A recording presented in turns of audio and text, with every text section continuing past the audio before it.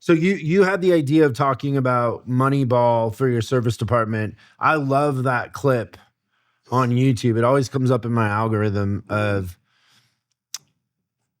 Brad and those old coaches around the table, and basically the scouts.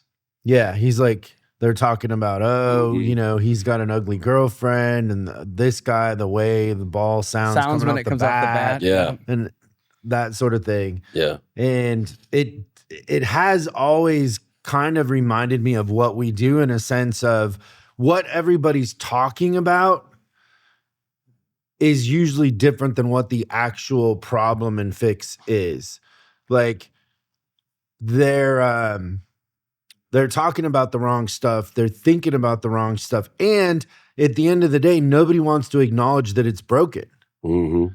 Like everybody's trying to justify. There's a lot of egos. Yeah. There's a lot of posturing.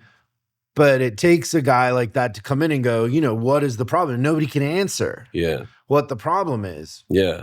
And he just cuts a straight line to it, right? So you could apply it to different things, but no, it is just overall, it's a thing where, Jonah Hill's character, do you remember his name? I forget his name, but Jonah Hill.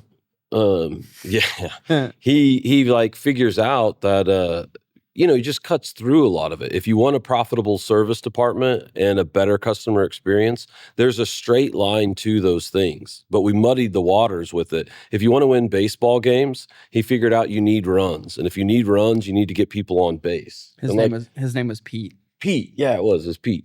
So it was just a basic algorithm, but there was the most important metrics. Like you got to get people on base and you got to score runs and you win games and that gets you to, World Series or whatever.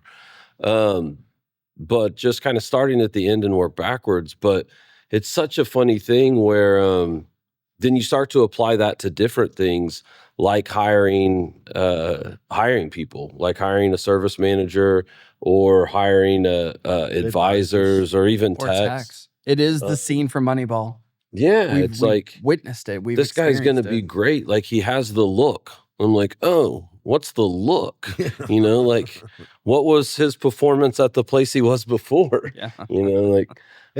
I think it kind of the heart of that too is people are mimetic.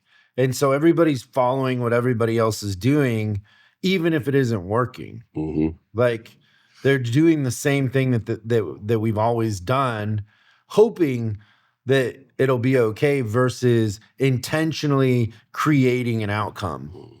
Like you said, it's more of a direct line. Yeah. I sat in on a tech interview once, and this is absolutely 100% accurate. And we sat down there, and the guy didn't bring like any numbers with him, and no production or anything like that, and kind of just talks a little bit through his system how he fixes cars.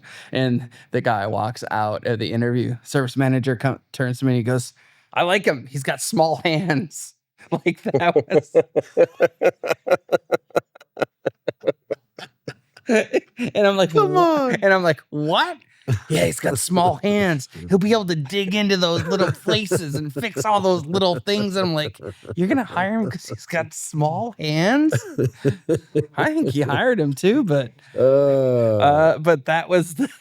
that's what made me, when you said this Moneyball thing, I thought of that interview. Yeah, because there's nothing more Moneyball than small hand techs.